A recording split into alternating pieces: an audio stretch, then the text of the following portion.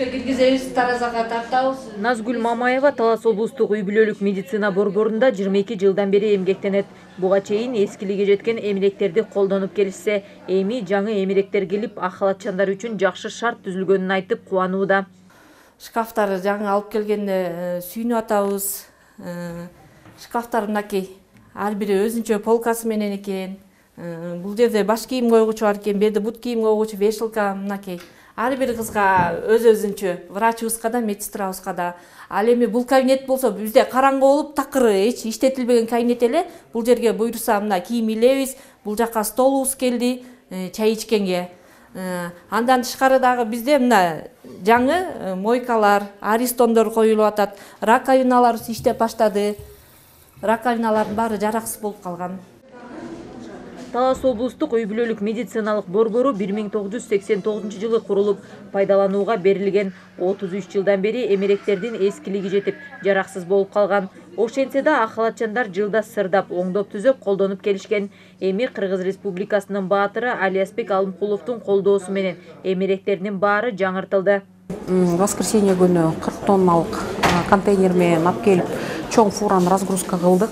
Ошону баарыбыз мындай алып кирип кабинеттерге жайгаштырып алдык. Кече түнкү 10го чейин мындай да бул аябай биз үчүн жакшы нерсе болду. Мындай кеткибиз келбей 10го чейин жүрүп, кагаздарыбызды коюп, ичине дарыларыбызды коюп, анан эски мебелдерибизден чыккандарын көрүп атасыздар. Даже мына сүйрөп чыгарып атканда кээ бирлер бузулуп, мындай эшиктери, ручкалары түшүп, крышкалары түшүп калган неме болду. Биз бүгүн аябай сүйүнүп атабыз. Бул дагы бизге жаңы күч, жаңы дем берет.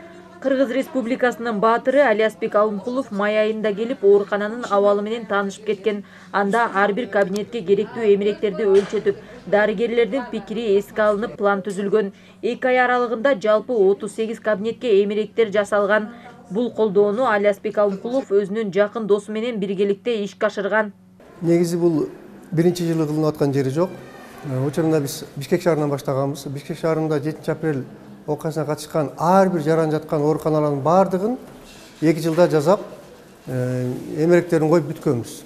Андан кийин Бакай Ата районунун борбордук ооруканасын бүт болгону 22 фап болсо 21 фабын жасап бүткөнбүз. Ал эми былтыр кайгылуу окуялардан кийин Баткен областы Лейлек районунда дагы Арка 1, Арка 2, Агарык, Интернационал, Искак Разаков деген өтө чоң айлык көтөрдүн фаптарын толук жасап бүткөнбүз да. Быйыл бул жака келип, бул поликлиниканын жетекчиси кайрылуу жасагандан кийин май айында келип көрүп, орталарга алып келип ченетип, кечээ баарын орнотуп коюп бүттүк. Эми сумма өтө чоң. Буну мен жалгыз кылган жокмун, досум экөөбүз жасадык. Жаңы эмеректердин бардыгы бир өңдө сапаттуу болуп жасалган. Учурда өмүр сакчыларынын ишин жакшыртуу үчүн бардык шарттар түзүлүүдө. Мамлекет тарабынан айлык акылары жогоруласа, демөөрчүлөрдүн колдоосу менен иш бөлмөлөрү талапка ылайык жасалып жатат. Мен Алиасбек Алымкуловго ыраачылыгымды билдирип кетет элем. Монтип биздин клиникага келип, барсык мебелдерин баарын жаңыртып берип атканга. Мен билгенден канча жылдан бери ушу мебелдер эски болчу.